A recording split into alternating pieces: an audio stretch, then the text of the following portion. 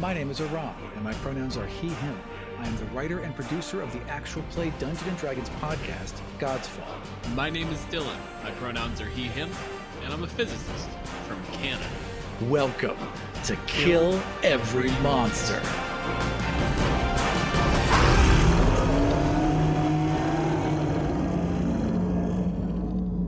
This week on Kill Every Monster, we are featuring the Goblin.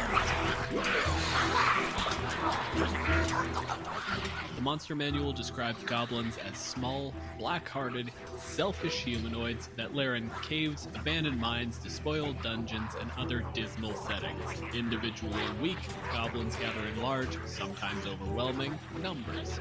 That's foreshadowing. They crave power and regularly abuse whatever authority they obtain. On this episode, we are joined by writer and game master Michael Loving, who is also known as Captain Mel, and whose pronouns are he, him. Michael Loving is a professional voice actor, game master, writer, and editor for tabletop RPGs. He is a regular cast member on the D&D actual play podcast, The League of Ultimate Questing, and an irregular guest on God's Fall when Aram bothers to make time for his friends. You can find him on Twitter at OG_Captain_Mel. Welcome to the show, Michael. Hello. I'm guessing I say hi at this point. Yes, now you can talk. Yes, that's typically how that goes. It's good to be here, Aram. Thank you for actually showing up to this recording. I managed to stay awake for once. So, Michael, what is a goblin to you? Goblins are my favorite D&D monster to run. I run them a little bit off standard for the description that Dylan read. For me, goblins they're more like gremlins from the movie Gremlins, where they're incredibly chaotic, almost entirely thoughtless, not in like a dumb way, but in like a childlike, I have no concept of the consequences of my actions sort of way.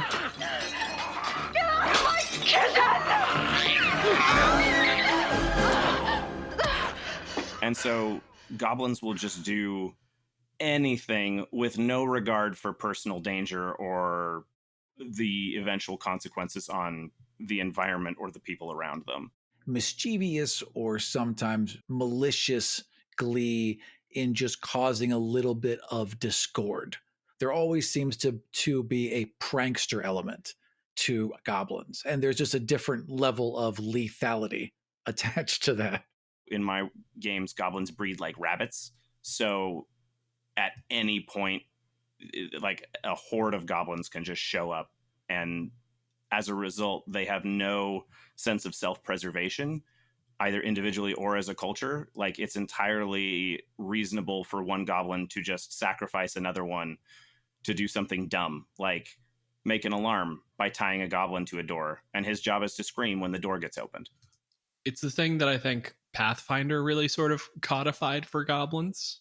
I have steadfastly refused in both 4th and 5th edition to describe my goblins as looking anything other than my beautiful basketball-headed, ear-to-ear mouth goblins from Pathfinder. They're my very, very favorite. When you have a creature that's as long-lived, like mythologically, as a goblin, and you manage to define them for a group of people who are tremendous fantasy nerds, you did a good job, man. I gotta give them that.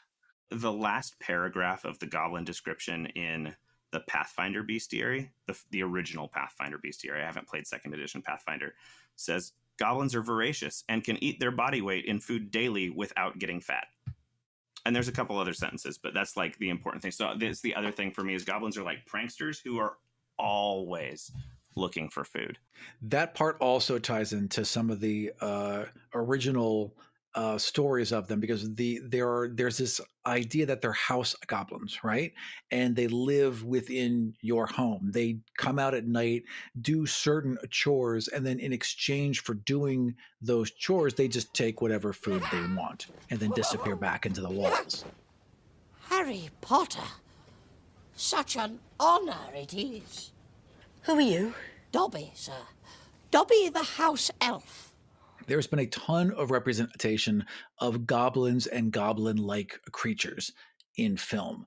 I think there's actually a movie series called Goblins. There's also, of course, Gremlins. You're thinking of Gremlins. No. There's a whole there's a whole like subset of horror. There's like a Hobgoblin series and a Goblin series. There's a bunch of very bad movies out there. I think Troll 2 is actually about goblins too. It's called Troll, but it's all about goblins. But it's actually about goblins. Why go for clarity? Also not a good movie, for the record. It's terrible, but it does have the kind of goblins you're talking about where they're just insanely chaotic and mischievous. Yeah. And deadly a little bit, but more by accident. Like they don't mean to kill someone, but they will. Right. Yeah, that's definitely how I play goblins typically. There is a certain amount of cruelness to them, but it's mostly just accidental. They're accidentally evil as much as they are intentionally. So there's a lot of times where in their lore, D&D tends to get like offensive, or like they use stereotypes that really we as a culture should not be leaning on anymore. All of those various fun options. The goblins might be the monster I read that just reads as kind of lazy. Well, I mean, yes, but there's this whole thing about malicious ugly. So they all enjoy being wicked, which I mean, I think if you make that playful, like if they just enjoy making pranks as opposed, like if you soften that a bit, I think that works fine. That's all right. But there's also this part where like they're all kind of doomed to, like, they don't have a choice in gods. They're like forced absolutely into one single god worship. And when they die, their souls go there by default, whether or not they believe in them or not. That doesn't feel great. Maglubiate. Is that how you say that? Maglubiate? That's how I say it. I don't think anyone knows. It's a D&D word. We can make it up. If you decide that the G in Knoll is a hard G. Like what? Like Gnull? No one can tell you you're wrong. Gnull.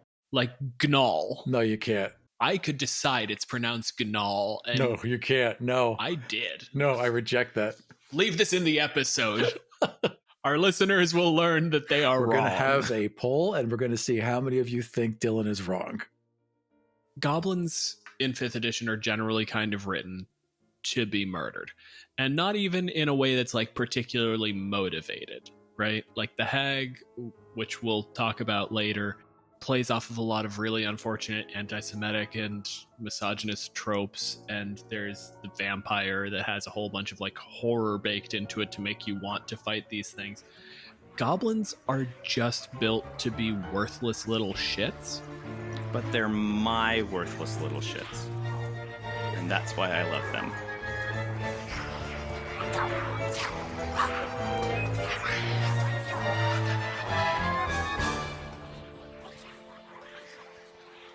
Something to slaughter your way through.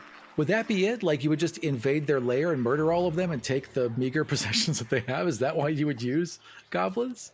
One of the things I think is kind of interesting about goblins is if the DM plays them really smart, they can be absolutely lethal, especially to low-level characters. Because of their nimble escape ability and they can hide as a bonus action on their turn, there's not much reason for a goblin to ever actually engage, kind of like a rogue, in direct melee combat versus just staying at range, shooting with a short bow, moving and hiding so that you can't fight back, and then attacking with advantage again on their next turn.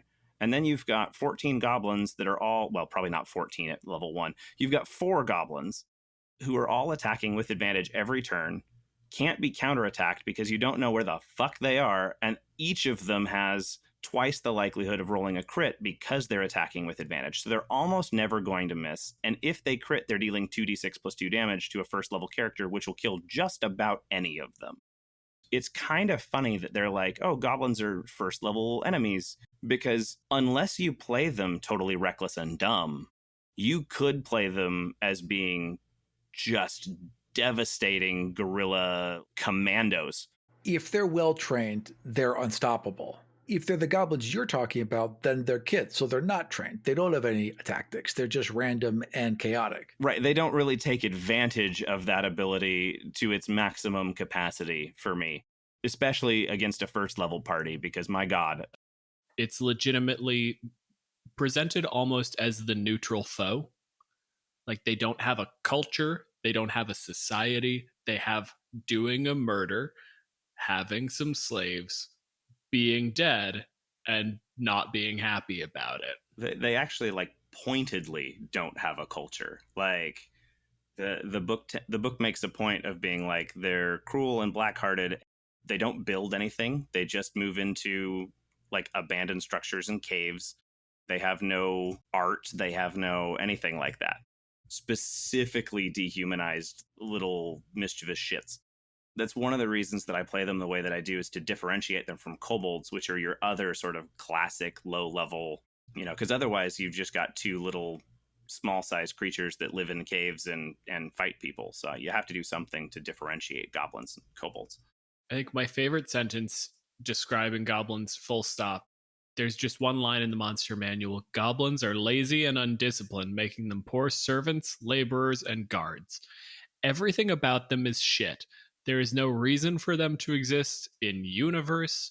They themselves don't seem to particularly want to exist in universe. The universe itself tells you also these guys suck. And not in a malicious bad way, just like they're kind of terrible. Goblins know they are a weak, unsophisticated race that can be easily dominated by bigger, smarter, more organized, more ferocious, and more magical creatures. And like it would be really great if they were like, goblins are unfortunately the target of bigger creatures who can push them around, and because of that they band together and look out for each other and protect each other. It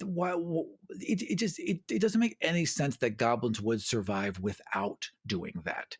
And the fact that they do have huge families would encourage you to say that they're tight knit, that they're, that everyone is their cousin or their uncle or their aunt. And so the tribe would be incredibly familiar. Like, that's to me what a goblin should be and how they would make sense in this world. If you at least gave them some form of ambition, like if you gave them that idea of like, we know we are the lowest of the low. We are the garbage, like, when an adventurer decides they're no longer a shit farmer and that they're going to go on an adventure, they come kill us. So if you had a goblin that like saw something that wasn't immediately going to kill it and their response was, oh, I could be like that guy.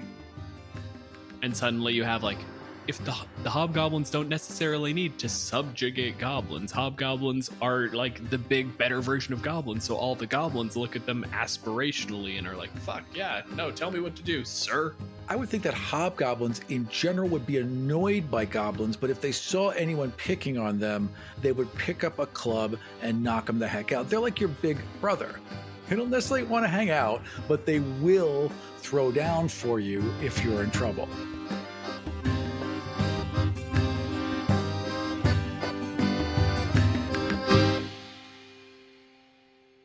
So, Michael, do you think goblins are monsters? Honestly, I don't really. I think of goblins as being more childlike than monstrous. In a way, while they do bad things, I don't think they necessarily do them on purpose. And I don't think that they're inherently evil the way that I do think of them as being kind of inherently chaotic. But I don't think goblins are automatically evil, and I don't think that they're automatically monstrous.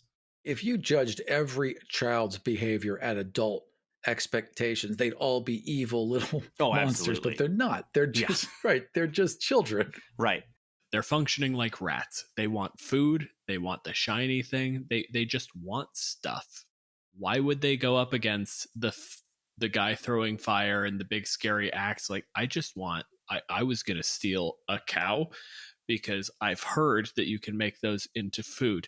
Now, when we get the cow back to our lair, we're going to have to figure out that middle process. Right. Somebody's going to just like try and take a bite out of it raw while it's still alive. That goblin immediately gets kicked in the head. That goblin is dead, and all of the other goblins are just like, you know what? I really like this as an idea moving forward. If goblins are the world's science, but only through trial and error. Right. Like there is no hypothesis phase of testing. It's just slam forward, and eventually you will wind up with brilliant advances. They are going to go from cow to a perfectly done steak, right? But 12 of them are going to die. The way I do goblin technology is they're sort of natural born tinkers, but all goblin technology essentially requires the expenditure of goblin lives to achieve, and typically will only work the once. So they can build anything, but it will fail spectacularly when it accomplishes whatever its task was, and at least one goblin will die in the process. And they all just kind of accept that as part of, the system. Like, oh, okay. Yeah. Those goblins make a lot of sense.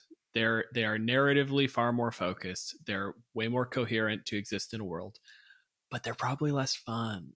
No, they'd be a huge amount of fun because you could still play them as these mischievous fucking assholes, and you could do a lot of things with them. And they could also be then this society that you could visit and learn from and make exchanges with. Maybe they're just these repeating background characters.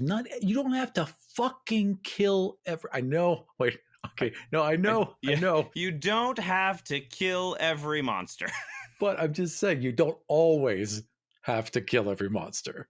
I do quite like the idea, actually, of like going and meeting with goblins to exchange some sort of trade for their technological knowledge. That's the first society to develop actual firearms, learned it all from goblins, and paid them in socks. The goblins are ecstatic. 100%. If anyone invents guns in a fantasy world, it should be goblins.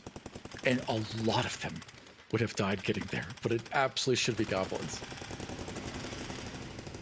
Maybe a lot of people die building the farming machines, okay? And maybe a lot of people die building the tunnels to plant all the mushrooms. Fine, I get that there's going to be sacrifice, but they do it. They're able to create these amazing things, these truly amazing things, because they stick together, they work for a common good, and they understand that if they don't look out for themselves, no one else will. That's the goblin I want to see.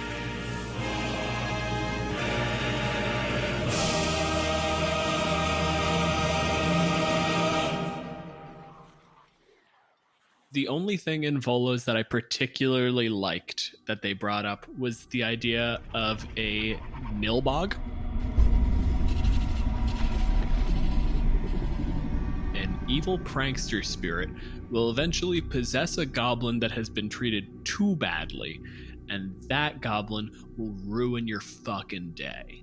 I do like that a lot. So you have hobgoblins wandering around, occasionally being awful to their minions, but also occasionally just like holding back a little bit because they're like, is he going to get possessed by an evil ghost that hates me? Yeah, you don't want to niblog him.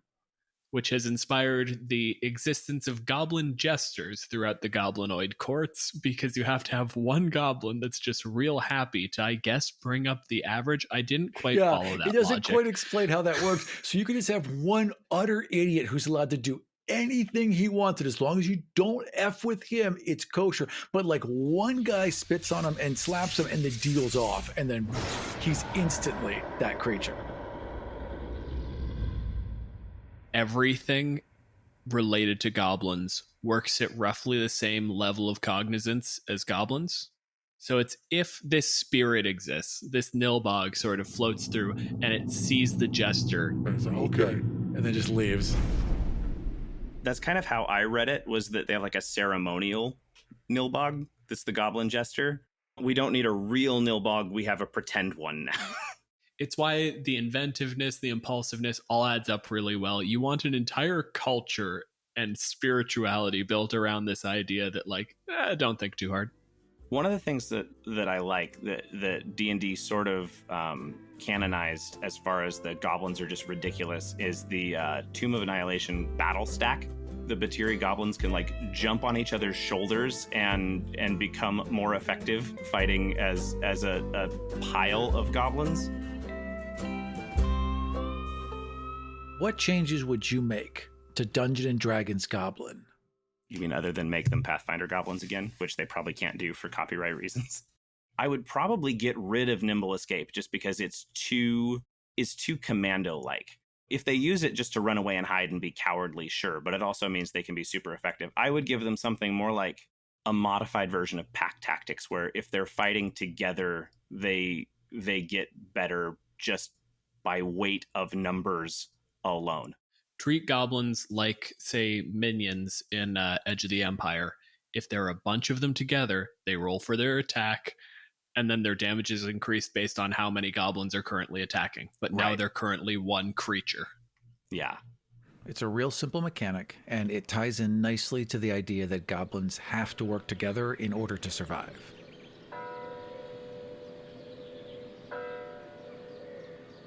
So, Aram. After a long life of adventuring. Warring. I was a battle rager after a long life of warring.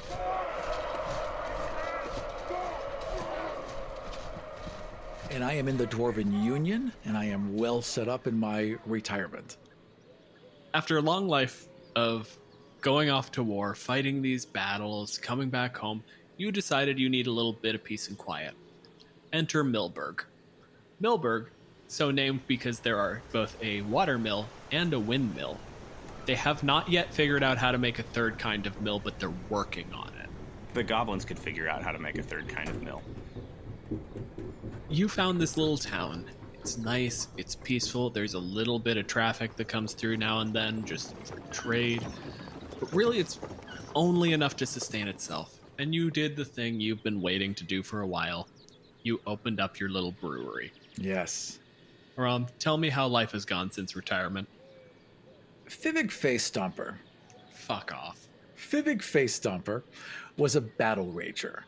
And battle ragers are both respected and feared amongst the dwarves. They basically put on a breastplate of spiked armor and hurl themselves into the middle of the fray, chopping and slashing in a blind rage until they've killed everything moving.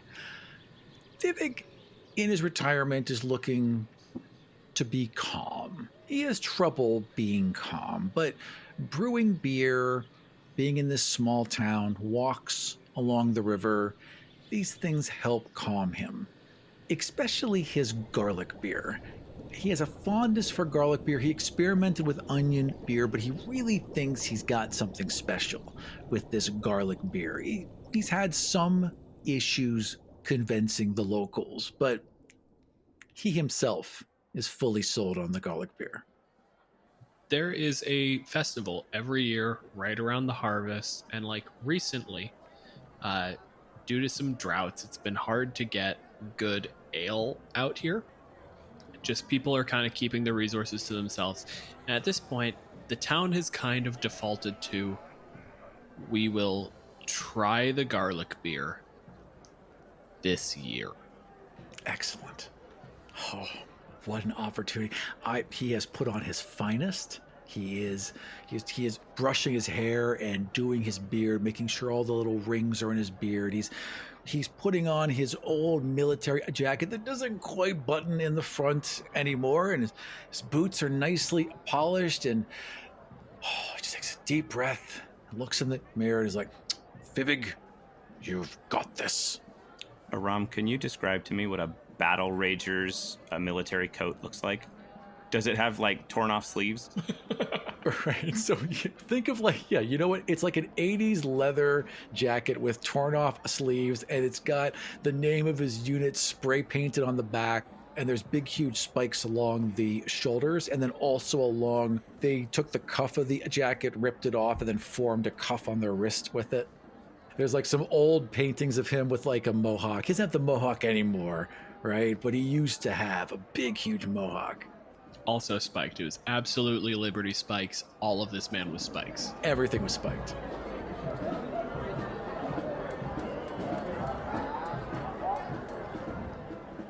There has been a bit of an issue lately where like a family of skunks seems to have gotten into town. And basically every dog has kind of been kept inside lately, which has meant that like things have gotten quiet for the first time in a while. And that means that like you can hear the people sort of celebrating, getting excited. They're going to do a big sort of ceremony. They're going to let you tap the first barrel and like pour the first beer of the festival.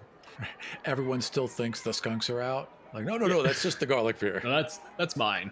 I did a great job with it. Yes, it's hearty, trust me. As you make your way through town, we're going to go over to Mel. You know, and I say you as a plural, the lot of you know that every year this town has a festival.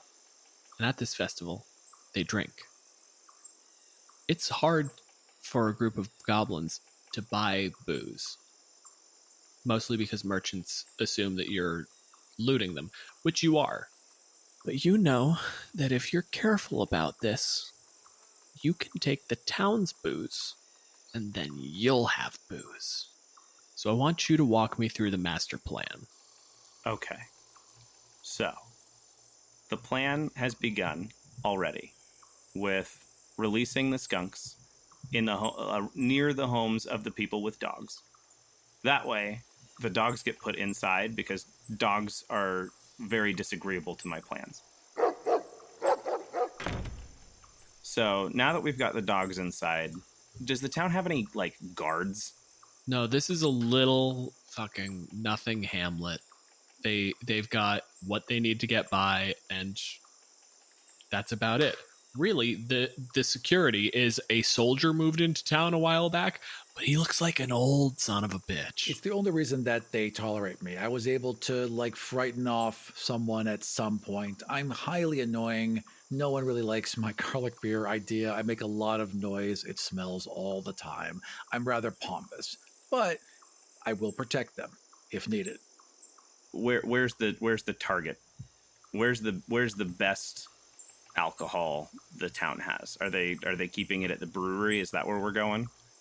You know that if you're just early enough, you can get to the church before they take the beer out for the big kind of ceremonial start of the festival. And if you can get it there, then you can launch the entire town into chaos. And all you've got to do is get away while everybody's trying to figure out what is happening. I like this plan. Okay. If it's quiet when you steal the beer, then if someone notices you stealing the beer, they immediately know that you're stealing the beer, so that immediately throws everything. Right. If they don't immediately clue into what's going on, that buys you time. Yes. You Okay. think.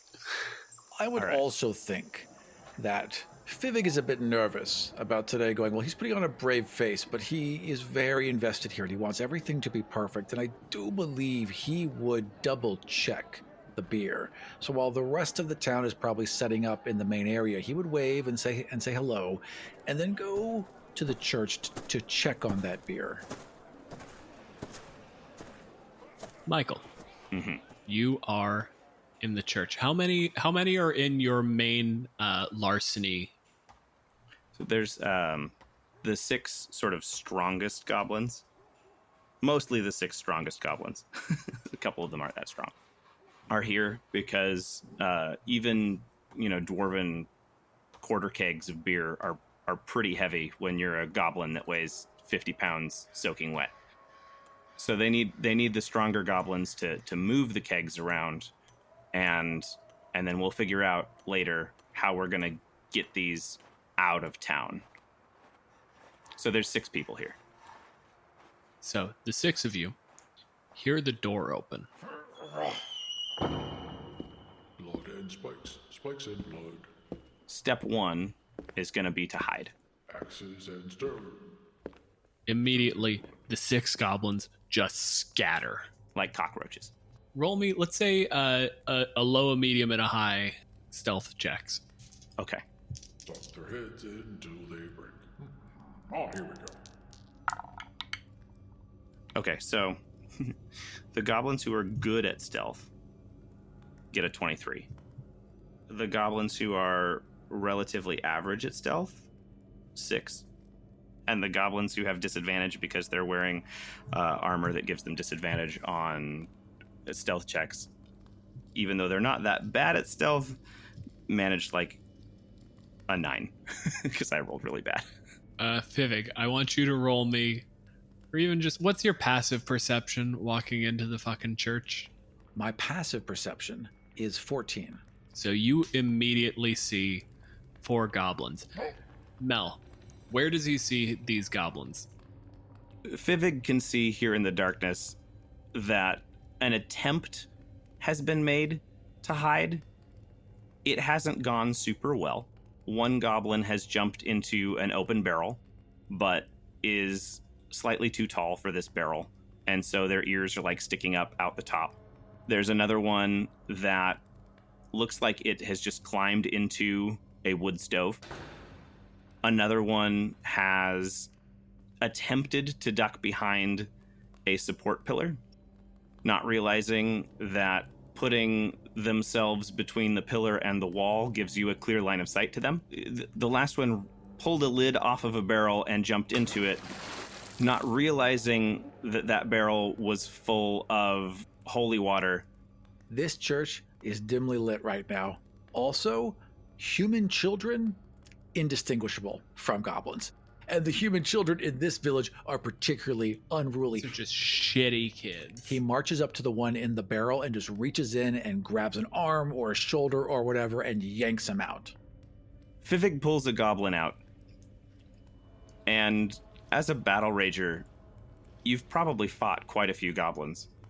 You have just enough time to register that the mouth is too big, the teeth are too pointy, the ears are too long, before a short sword materializes and gets stabbed at you. Oh, eat shit and die, dwarf! Does an 8 hit your armor class? Not even close. I have you by one wrist, holding you at arm's length, and you're just swiping and swiping, but you're like missing by a full 4 inches. Yeah, that short sword just goes whizzing past you. You're currently holding a very angry goblin that is trying to stab you, and it's going very poorly. What do you want to do? He has fought goblins clearly in the past, and goblins wouldn't rank very high as a threat in his mind, at least not individually, but he's experienced. So the first thing he's doing is looking for the rest of them while he just shoves this one's head into the barrel of water and just holds them under. Jesus Christ. Okay, so the way we're going to do this is, one, you're going to make your actual perception check, see if you notice the last two. 11 plus 4 is 15. You saw the 3 shapes. Now that you're actually looking, you can tell that like the other 3 shapes you saw were also not children. For now, you can make a grapple check at advantage to drown a goblin, I guess. First roll is 20, 17 plus 3. My second roll is 18 plus, is 21, 18 plus 3. So 21. Okay, Mike, you want to oppose that grapple? This is Rumble that he's got grappled right now. Rumble is going to make an acrobatics test to try and avoid being grappled. Oh, man, I'm rolling real bad. That's an 8 plus 6 for 14. You grab this thing, and it's almost that cartoonish, like you pull the arm down, and the goblin just goes up and flips and does the whole... Basically, you just drag the entire thing into the barrel. There's the little bit of scrabbling, but you're just kind of holding it there and trying to get eyes on the rest of the goblins and make sure you know exactly where they are. But you're going to have to hold that goblin there for it's going to take a while for that to really take effect. Despite the fact he's a battle rager, he needs to understand what he's facing before he really lets loose. So he's going to hold him there. It's more for intimidation as he calls out. I know you're here. I saw you.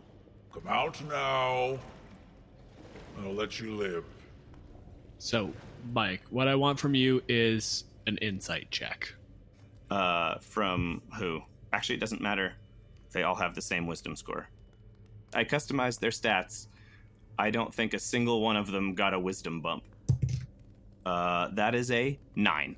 The 2 goblins that are still hidden, they do not recognize that they were not seen.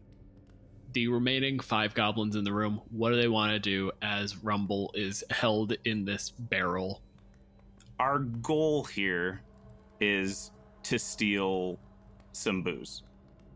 Therefore, at this point, several kegs are just going to sprout legs and start running out of the room at maximum goblin speed, a whopping 30 feet. The second that Fivik saw that, he would immediately let go of Rumble and go to try to stop the barrels from leaving. Which means we're going into initiative. Aram, cut around this, because this is going to be a couple of minutes. All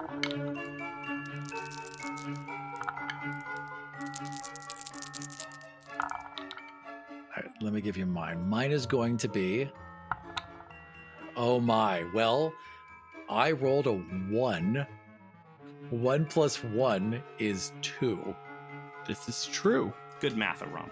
First up in the initiative is many goblins. So, Michael, you want to run us through the people that Aram is aware of? Tied at 16, we have Rumble and Bumble. And at 12, there's Meatbag. And at 7, there's Bullrush. Rumble's the one who had his head in a barrel. His personality is fighty, so he's going to come spluttering out of the barrel, draw his second short sword, and he's going to attack. At disadvantage. At disadvantage. At disadvantage, yes. First attack, I rolled a 10 on both dice, so 14 to hit. My AC is 15. Second attack with his bonus action is also at disadvantage. That's only a 10, so he misses both attacks. Bullrush and Meatbag both grab barrels and run. Bumble charges you because you were holding his brother in the water, and he's going to attempt to shove you and knock you over. He's still wearing the wood stove, by the way. He's just running with it on him. His legs stick out the bottom, and he's just running with a wood stove, or in a wood stove. Here's how we're going to do this. He's trying to knock you down, Aram. So I'm going to give him advantage on this because of the added weight of the wood stove, but... if you beat his lower roll, so he's going to roll twice. If you beat the lower roll, he might knock you over, but he'll also fall over. Yeah, that'd be really bad for him. I like that. Okay, excellent. Natural 20 plus 5 is 25. Yeah, I've got a 16. Vivek's just working on pure instinct. When something comes at him, he rolls out of the way. He takes the hit and rolls. It's going to take you a second to scramble back up to your feet, but you're sure that eventually you can probably figure it out, or maybe get out of the wood stove, or possibly be trapped here forever. It's going to definitely be one of those three things, though. It's probably about this time that Aram notices this wood stove is like older and like beat to hell and doesn't actually belong in this church. This is Bumble's armor that he built for himself. It's just a wood stove that he wears. The little plate on the front where you would like open it to put logs, that's like hanging open, like flapping open for his head to stick out of so he can see. Grumble is on... No, not Grumble. Fuck. Who is in the goddamn stovepipe? Bumble. Bumble. There's Rumble, Grumble, and Bumble. Bumble is on the ground. Two goblins have taken barrels and just made a break for it. Bumble is rolling on the floor. I believe there are two more goblins that get to act before Aram? There's one more goblin who gets to act before Aram, and then one goblin that Aram doesn't know about who will act after him. The goblin that is going before him is got a strength of 8. So I don't know if he can carry a keg on his own. Give me an athletics check to carry a keg. He'll attempt to carry one. That's a 13. Yeah, that seems fair enough. Dogbait manages to start dragging this keg out of here. He's wobbling back and forth. Dogbait's moving at half speed here with the keg that he's barely able to drag out. The other two are a bit stronger. They actually moved. Fizzik, 2 barrels of your beer that have just stood up and run away. There's another one that a goblin is trying to lug out, but the goblin is roughly the size of the barrel, and he's having a lot of trouble. There is a wood stove on the floor. The one wet goblin exists still, presumably. I am dressed as I would as a soldier, which means I would be carrying the things I would as a soldier. 2 of those things are my axe and what looks like a flask, what looks like a skin. He reaches for the axe, but pauses, and a little smile curls up on his face. And then he reaches for his decanter of endless water, and he uncorks it, and he sends a geyser at the goblins running with the barrels.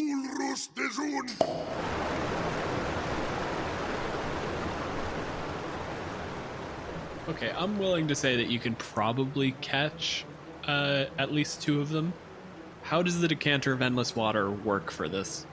Produces 30 gallons of water that gushes forth in a geyser 30 feet long and 1 foot wide. As a bonus action, while holding the decanter, you can aim the geyser at a creature you can see within 30 feet of you. The target must succeed at a DC 13 strength saving throw or take 1d4 bludgeoning damage and fall prone. 2 of the goblins are moving relatively at speed. One of them is stumbling along. Who are you targeting? I'm going to target who's ever closest to the exit. That would probably be Bullrush. Bullrush is faster than Meatbag. Well, Bullrush is stronger than Meatbag, so Bullrush is probably moving a little quicker. Okay. So, Bullrush needs to make a strength save. Strength save. Natural 20 for a total of 22. Jesus. Wow. Okay. The equivalent of being hit by a fireman's hose and they're still going. That's fine, because you hit him in the back, and he just stumbles further out the door. Everything is fine.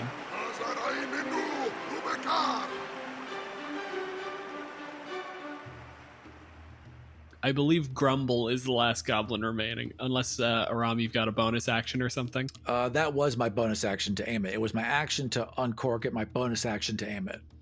I think Grumble's going to help Bumble stand up. Aw. Grumble, Rumble, and Bumble are brothers if you haven't put that together yet. Yeah, I like them. It's a shame I have to kill them. Another goblin comes running out of the shadows. You did not know that there was an excess goblin. It tries to help the wood stove to its feet. That's nice. Still have to kill you. Is it my turn yet? No. No. This is now it's all of their turns again around. Bullrush is the first to enter the light of day as he's sprinting past this dwarf, and then he's blasted from behind with water, and he probably does that little cartoonish like rolls over the barrel but keeps a hold of it and just hits his stride again on the other side. And it is a mess of goblins' turns. He gets knocked down, right? But the barrel lands in like a river of water, and then he just rides it right out the door. Yeah, that was actually what I was picturing happening too. Is the geyser like instant, or does it go for a while? The geyser stops at the start of my turn, so it would continue until my action. Meatbag is going to attempt to do the same thing then. He's just going to like throw his barrel into the stream. Son of a bitch. And then actually, Meatbag's going to run back and grab another barrel and throw that in the stream too. He's just going to use your geyser of water to fling barrels out of this room. And the barrel passes its strength save.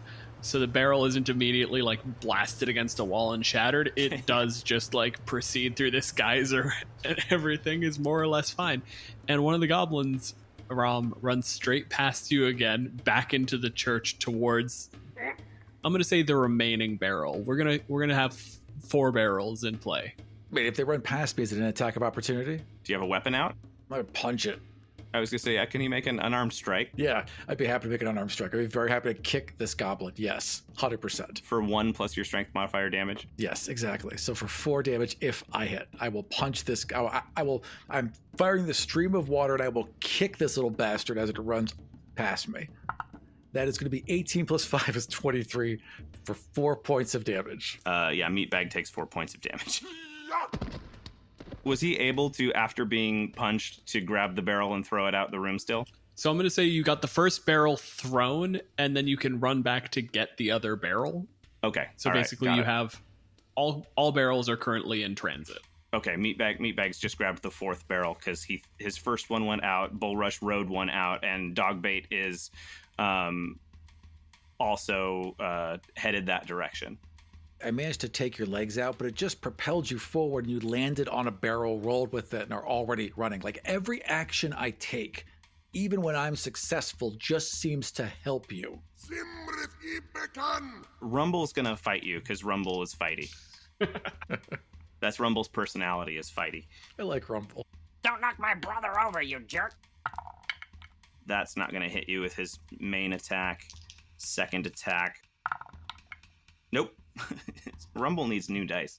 Rumble is very fighty, but Rumble is not a good fighty. Not very effective, yeah. So yeah, that was a 13 and then a 7. Those are going to miss. Yeah, both of those will miss. So that's Rumble. Bumble is going to run and help Dogbait with his... Actually, Bumble's just going to pick up the barrel that Dogbait is carrying, with Dogbait still hanging off of it, and just run out the door. Do we have any other? Sorry, I keep losing track of goblins. There are already too many. Do we have anyone else acting at the moment? Dogbait hasn't acted yet, but Dogbait is just going to kind of go along with Bumble. You have the first goblins who see the light of day, and this town, this small, kind of little dreary town that has just been living a relatively peaceful life, aside from a constant reek of fermenting garlic, is confronted with a storm of goblins and a geyser of water and a series of barrels, some of which have legs, one of which has legs and also a second goblin attached to it, sprinting out into the town square in the middle of a festival. And just an obscene amount of dwarven cursing. Words that they do not understand, but they know not to enjoy. Everyone in town is probably keenly aware of who's responsible for this. And then just this erupting roar from Fivig as he finally just loses it. Fivig, it is your turn. What had been a rather lighthearted sort of romp ends. If this was a movie, there would definitely be a music shift. There'd be a darkness and a shadow that falls across Fivig's face as he lets this decanter that's hung over his body by a strap just fall to his side as the water peters out. And he reaches back and he pulls out this axe, this heavy, two-handed dwarven axe covered in ruins and stained with the blood of many, many enemies. Who is the nearest goblin? Rumble, the one that's been fighting you this whole time. He would turn, like he's been ignoring Rumble the whole time. Rumble's just been missing. He's really not been paying him attention, but his eye just turns to him, and he swings. As this happens, Rumble looks at you, pull this axe out. Where the shit was he keeping that in formal clothes? So 17 plus 6 is 23. 23 hits. I think that hits a goblin. Yeah. And I roll 11 plus 4 is 15 points of damage.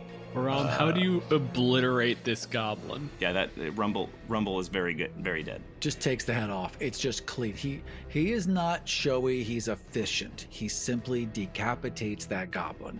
Is there another goblin nearby, like within 5 feet? Is there another goblin next to me? Meatbag might be. Meatbag was the one that ran back in and got kicked in the stomach, and is now carrying a barrel. Let's say that he ran through, he grabbed the barrel, and he's basically gotten back more or less to Fizvig. One clean motion. It's surprisingly fast for this old man dwarf. He just comes just at neck level, takes the first goblin's head clean off, takes this fighting goblin's head clean off, carries through, and catches the other goblin in the side as they're running with the barrels. Okay, give me the roll for that. 16 plus 6 is 22. Yeah, that's gonna hit Meatbag too. 12 plus 4 points of damage for 16 points of damage as I simply eviscerate him. Poor Meatbag. No, that is through the goblin and into the wall of the barrel. Just this explosion of garlic ale everywhere. I just get soaked in it. Once again, even when I'm successful, they still get the upper hand somehow. What's really sad is if poor Meatbag hadn't taken that attack of opportunity, he'd have survived that. But is the goblin that goes after Ram still alive? Yes, it's still alive and it's still in the basement. It's Grumble. But not for long, because it's gonna run. Fair. Its brother and Meatbag just got gibleted down here, so Grumble is gonna take off. Is this the full bonus action disengage? I was gonna say if he's close enough to Fivig that he needs to disengage in order to move past him, definitely. Otherwise, he's just gonna run.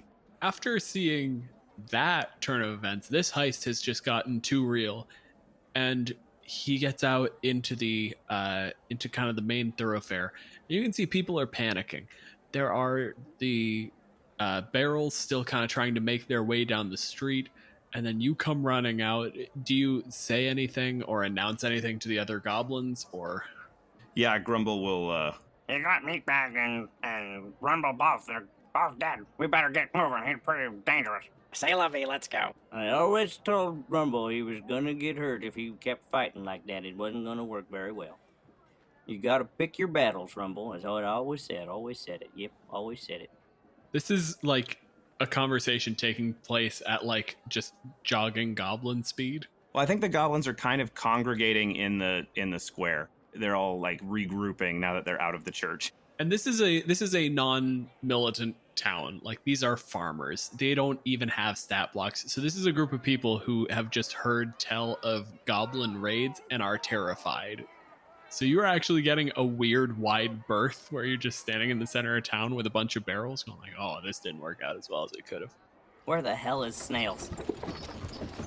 Elsewhere in town, Snails and Panic have stolen a horse cart, a horse-drawn cart. Panic is nervously like running around in the back of the cart looking for threats, while Snails is just kind of casually coaxing the donkey that's pulling it at like barely a trot. Snails is not in a hurry to get anywhere, and Panic is freaked out. So it'll probably be another round at least before Snails actually gets here. Cut back to town center, and they're just waiting on the cart, huh? They're not thinking they're going to be able to outrun very many people carrying these barrels. So they're trying to get out with the cart, and the cart isn't here like it was supposed to be because they put Snails in charge of being their getaway driver. Aram, on your turn, you look outside and see the festival. What was supposed to be sort of your crowning moment where the town like had your garlic beer, recognized your brilliance. Everyone enjoyed it. It's going to be a great party. Everything is in shambles. Things have been knocked over. You know, little stalls have been abandoned. People are running in just random directions. And there are currently 4 goblins standing there leaning up against three barrels. Just kind of looking around like they're waiting for something. What do you do? Yell, just, and then just come barreling out of the church, axe over my head, glisten with blood, eyes wild. I am God now. I am in full warrior mode, and I am sprinting towards those goblins to sink my axe in one of them. Lucky for me, dwarves only have a 25-foot movement speed. I don't get extra movement when I rage. That is a bummer. I really should get more movement when I rage. They do, but I don't think they have it by level 4. Yeah, it's the 5th level thing, which you stole from me. Yep. But I do have this bonus action. I mean, we could say you've got some spikes and you could just come flying tackle, spike attack somebody. If I was a Marine in full dress blues and actually pulled that dress saber and then stabbed someone with it, that's the equivalent of what I'm doing right now. I rolled to hit. A 13 plus 5 is 18. Yeah, so you go and basically just bodily throw yourself and all of your spikes into a horde of goblins. 3 plus 3 is 6 points of damage as he just literally tackles the first goblin he can reach. Plus 2 because I'm raging, so make that 8 points of damage. That was Grumble. Grumble was the last one out the door, so Grumble's probably the one that takes this attack. Grumble's alive, but he's hurt pretty bad. Grumble kind of takes this hit. You come flying out of the church. You throw yourself against this goblin and just slam him back into the barrel. And as you kind of pull away, expecting just to find paste, he just barely manages to kind of pull himself back up to his feet. I believe it's actually Grumble's turn now. We're kind of stuck here until the cart gets here. Grumble is going to take his warhammer and take a swing at you. 13. 13 is not going to hit. Man. No one's landed a blow on me yet. Not a single blow. It's coming, Aram. Don't you worry. So we're back up to the top.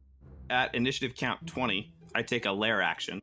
Uh-oh. Not really. I'm gonna tap. Yeah, he's one of my expendable That's goblin a bad minions. DM. Of course you don't take a lair action. You're on your fucking lair and you're goblins. Christ, I'm the worst DM.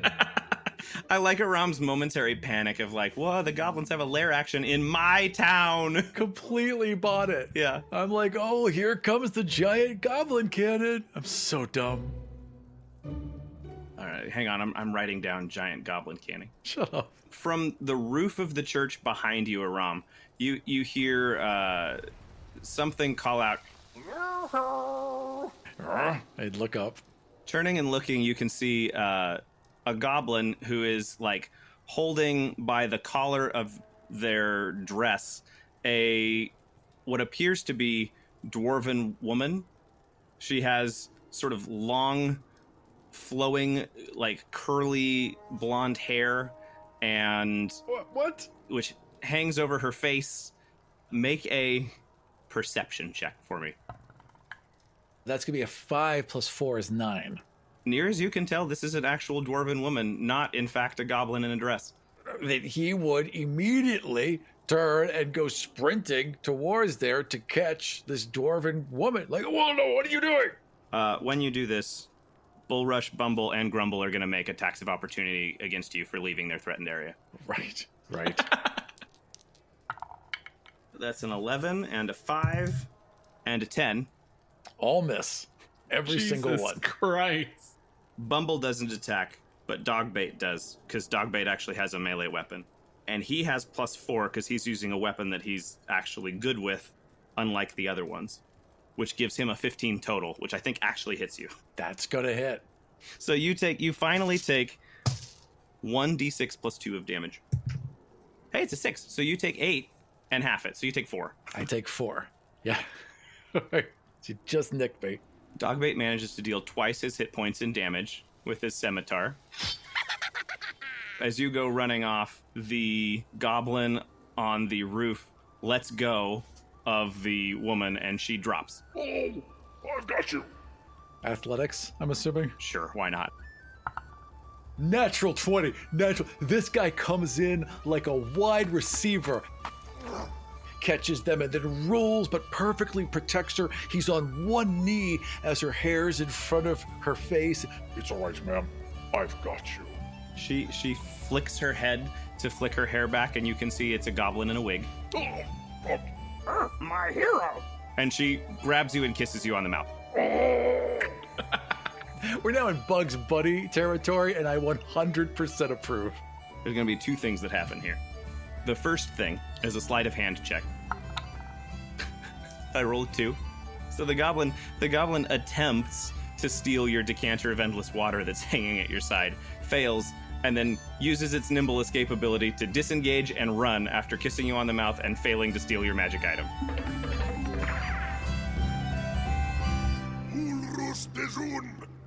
Oh, he's heated.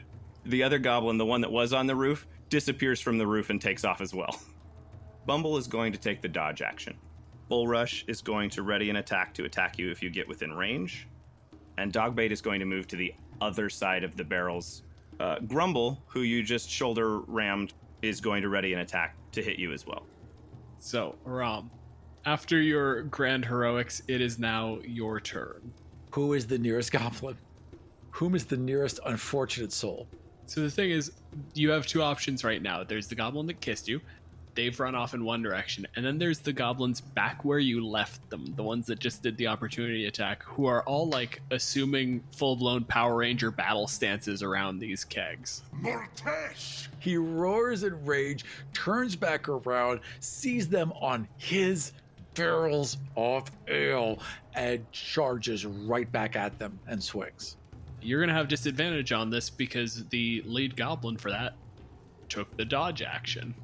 First roll is 6 plus 9, so 15. And my second roll is 6 plus 17. So does a 15 hit this goblin? 15 does not hit Bumble. Bumble's the one in the wood stove.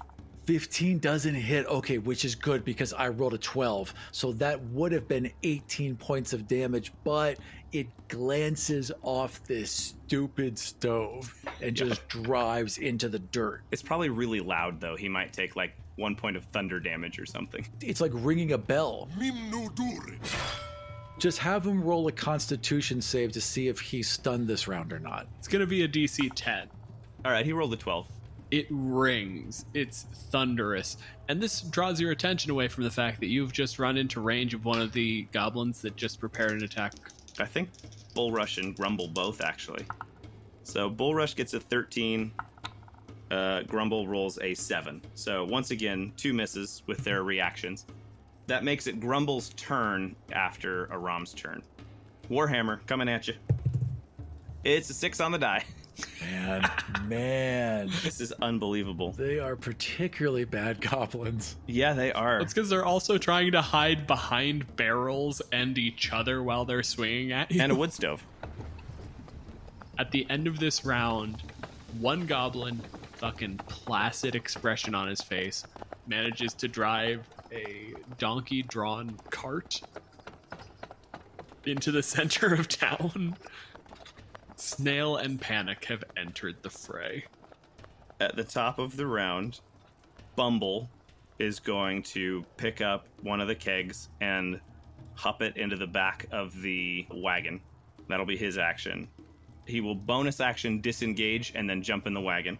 I need to make a wagon row here. So Snails and Panic are in the wagon. Bumble just jumped into the wagon. Snails just arrived, so I'm going to say that's Snails' action. Bull Rush, without having the Battlemaster class, can you attempt to trip somebody? Basically, if you can sell me that it will be cool or funny enough, I'll let that slide. Aram will be on board for it. Snails comes rolling up real slow, kind of casually. And as these goblins are getting ready, Panic is flitting around in the back, obviously panicked. And another goblin hops out, looking like they're probably going to help load barrels into the wagon. And then on Bull Rush's turn, I'm going to tap another of my expendable goblins. He's going to get down on his hands and knees right behind Aram, like behind Aram's knees, and then Bull Rush is just going to shove Aram and make him trip over the goblin behind him. And probably get crushed by your spiked armor in the process. Wow, I'm so sold on that. It's gonna have to be unopposed athletics, but I'm gonna give the goblins advantage because they were prepared for this maneuver. Come on, Bull Rush. Why with the single digits? Okay, you only have to beat 10. 5 plus 5 is 10. Bull Rush got a 7 plus 4 for 11. It's not pretty, no, but it worked. It's not pretty at all. It's really not pretty because you're also wearing an entirely spiked wardrobe and you fall over backwards onto a goblin. Right. The thing is, this also makes it much harder to stand up. There's now a dead goblin impaled on your armor. Okay, so you are on your back. Son of a bitch. All right. You're also on this other goblin's back. Oh, okay. I'm so mad. I am going to get up. So I guess I will expend half my movement to untangle myself and stand up. Is there a goblin I can reach? On their turn, Dogbait and Panic hupped one more of the 3 barrels into the back of the wagon. I think Bull Rush is still right there. He just knocked you over. But I'm not worried about killing more goblins. That's not what I want. What I want is to stop them from taking my ale. So I am going to take a brisk and lift my huge, giant axe above my head, and I want to throw this axe with all my strength so that it buries itself in the wheel of that wagon. I thought you were going to kill the donkey. I also fully expected that, but I'm glad we didn't go animal cruelty on this one. Oh, you both are sick. No, we weren't fucking happy about it. I play assholes, but I don't play animal killers. Come on. Fucking attack the wheel of the wagon then. All right, what the hell am I rolling for this bullshit? I mean, an attack, I guess. All right. It's a ranged attack, though, so you have to use your dexterity. This is true. All right, fair. 3 plus 19 is 22.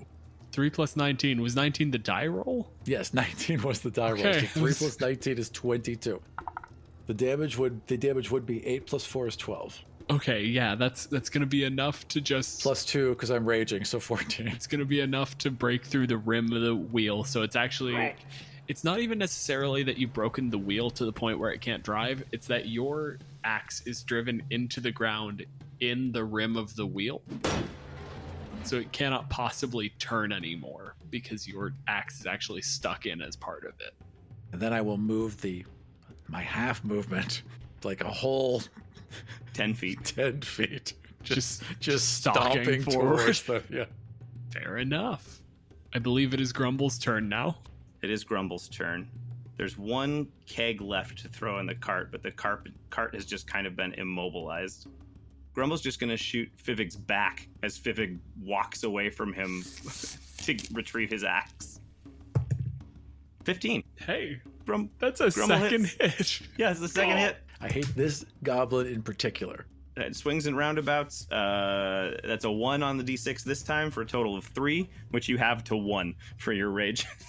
1 more point of damage. You know, this is going right after we talk about how lethal a mob of goblins can be. Maybe I should start playing them a little bit more intelligently. It's the top of the initiative. So you just basically like wing me with this arrow, and he doesn't even look back. He just takes it and just keeps stomping forward. It's just 1 more spike on your armor. That's right. Top of the initiative, goblins. At count 20, there's a thundering sound Legendary action. as a entire herd of swine, 3 goblins mounted atop 3 of the pigs, comes charging into the town square. The goblins are whooping, hollering, keeping the pigs on the move, and this like swarm of pigs comes crashing through the middle of this combat. I want everyone involved in this combat who isn't on the cart to make a strength save. It's going to be a DC 13. Strength save. Strength Okay. save? Okay. Bull rush. Bull rush is good. Dog bait. A natural 20. Grumble. I'm sad about it. I imagine I can't make any progress. Like I might not get, like I didn't get stampeded, but Oh no, this is an instantaneous event. okay, gotcha. Yeah, fair. Bull rush gets rolled a 19, so Bull rush got a 21. Dog bait rolled a 15, -1 for 14, and Grumble rolled a 2 + 0 for 2. Grumble fires this arrow. The swine come running through this fight. The goblins on the cart like just kind of get up like on the walls of it to make sure they're out of the range. Rom, you tank a pig. Just it hits you and you just shift it off to the side.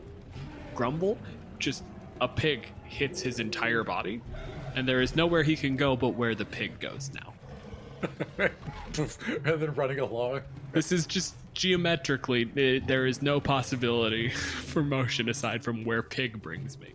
The very first thing that happened is that he did that kind of dodge move as he got tackled by one of the goblins. Now that he's like fully awake and fully aware, he's just one after the next. Just as each pig charges, he just spins off them one after the next. As he gets closer and closer, he keeps rolling off pigs, but his eyes never leave the riders, and he's still enraged. All right, so All right. Loudmouth and Boils are now in the fight too, on the pigs. Grumble has just been taken out of the Okay. fight, swept off by a pig. We're going to say that Grumble survives this fight because he's earned a retirement Grumble may appear again later, potentially. in future episodes of Kill Every Monster. So the pigs are kind of here in the town square. So what we're going to have happen is from the roof of the windmill in the center of town, 2 goblins who have been waiting to provide covering fire for the cart are now going to realize that stopping you from getting the axe is probably their best bet.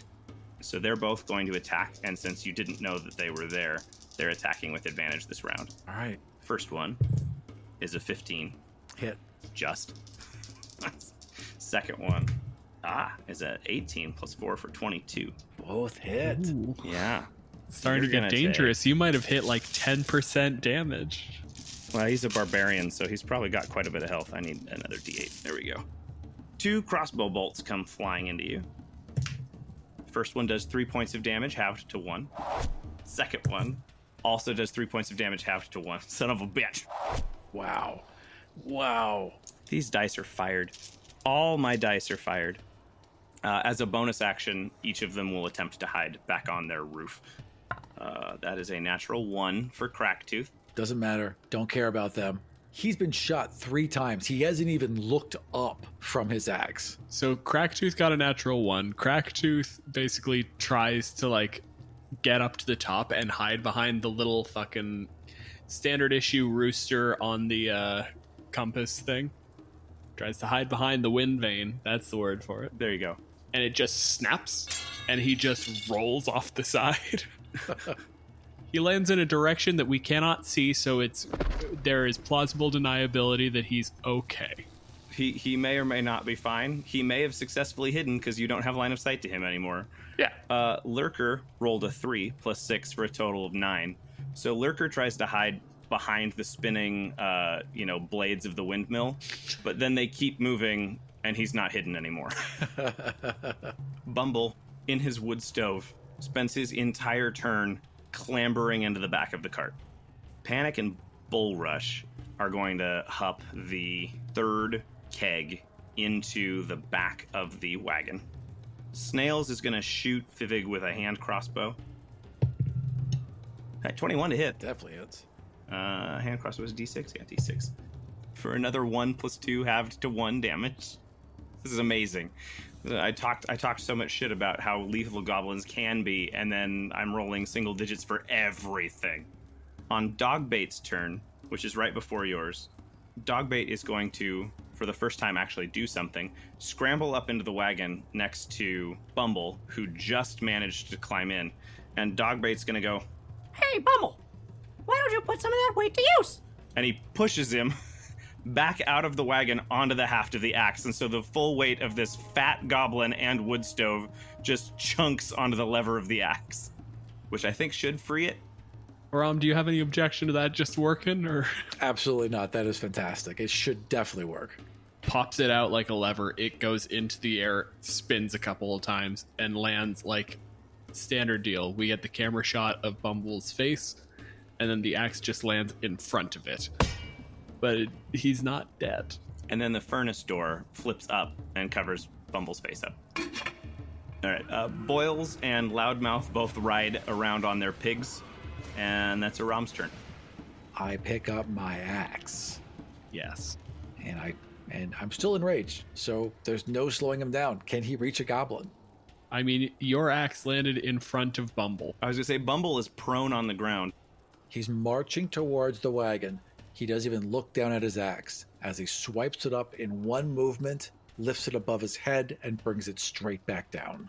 All right, you have advantage because Bumble's prone. I'm terribly sorry, Bumble. Well, he's got plate armor, so you might miss. I have advantage. My first roll is 12. My second roll is 9. I rolled a 6 plus 6 is 12. Then I rolled a 3 plus 6 is 9. Bumble lives. You crack the wood stove open like an egg, basically, and then Bumble will just scramble out of it and run away. Fivig brings his axe down on this poor, battered wood stove, which has been hit by an axe once or twice already, knocked over twice, fallen on top of the axe haft from the height of the back of the cart. This rusty cast iron stove can take no more abuse, and your fine adventuring equipment just cleaves through it, cracking it open like an Easter egg, revealing a fat and naked goblin who's been tucked away inside this thing the entire time. Like a hermit crab. Who, like a hermit crab, Like a little pig hermit crab. takes his action to disengage and scramble away on all fours up into the cart. I think at this point the cart starts moving. Yeah, I think Panic is actually going to seize the reins There's no way. from Snails, and If that takes off at full speed, I can't keep up with that. Ram, I'm going to give you a final round to try to, stop this or make your final stand, but I think the goblins might have this one. Then the only thing he could possibly do is try to sprint and leap and either grab onto or land in the wagon. More likely grab onto. He doesn't have a very good vertical leap as a dwarf. So I imagine he's going to try and run up and leap and just try and grab onto the back of the wagon. This is going to be your athletics. All right. 19 plus 5 is going to be 24. This thing just starts to move. It's getting up to pace. It's got a weird kind of disjointed roll because one of the wheels is broken, and it starts rolling towards the road out of town. Unacceptable. You give it everything you have. You run as fast as your stubby little legs can take you, and you leap. You have to make it into a full swing with the axe where you just lunge forward and bury it into the back and just start climbing up the haft of the axe. Enraged, bleeding, heaving dwarf just climbing up the back of your wagon. As the cart pulls out of town and Panic is screaming in the front of the cart as the dwarf is pulling his way up, and the rest of the goblins are sort of, getting ready to fight, it moves past the windmill, which is, turning in the breeze, and flings Lurker, who attempts to land in the back of the wagon. Lurker only gets a 10. So Lurker sails through the air with just tremendous grace. And quite frankly, the thing you're trying to do is use the momentum of a windmill to launch yourself onto a donkey cart, which I think is higher than a DC 10. There's a split second of concern for Fizzig when there's a goblin hurtling towards him from the air. What now? And the cart just keeps going forward, and then a goblin just rolls through the road. In the back of the wagon, the goblins are, they watch as Lurker just goes sailing over the top of the wagon, crashes into the side of a building or onto the cobblestones or something. Loudmouth and Boils are currently riding pigs in formation alongside this donkey cart. Dogbait is running around, Panic is driving. Snails walks up, kicks Dogbait into you, and the full weight of Dogbait just goes tumbling out the back of the wagon and slams into you. Okay, I need you to make a strength save, Aram. The way that Snails does it is so disconcertingly calm and calculated that it's just like, guess Dogbait's gotta go. Boop. All right, so I'm making a strength save against DC. Let's say 15. 5 plus 9 is 14.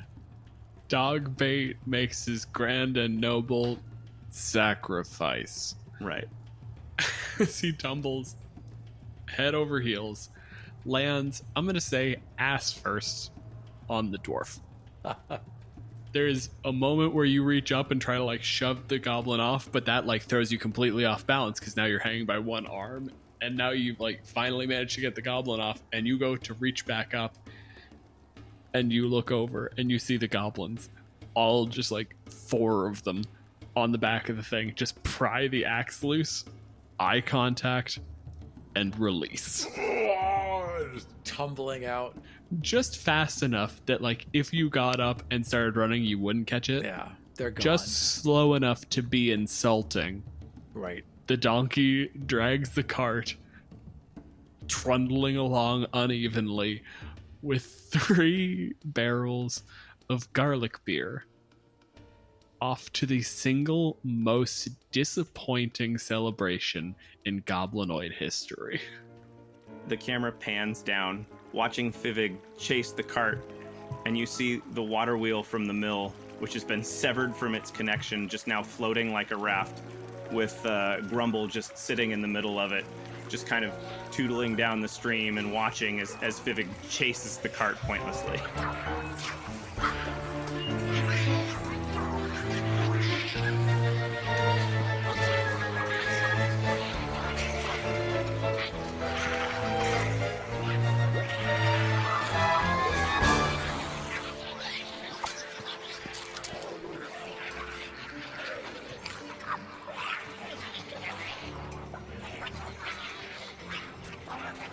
Thank you for joining Kill Every Monster and our guest, Michael Loving, as we talked a little bit about the Goblin. Want to see our Lorekeeper notes for the Goblin encounters? Check out all of our subscriber rewards at patreon.com/killeverymonster. If you want to suggest creatures for future episodes or talk about the monsters we've discussed on the show, head over to our Discord. You can find the links at killeverymonster.com. And we'll see you next time for Kill Every Monster.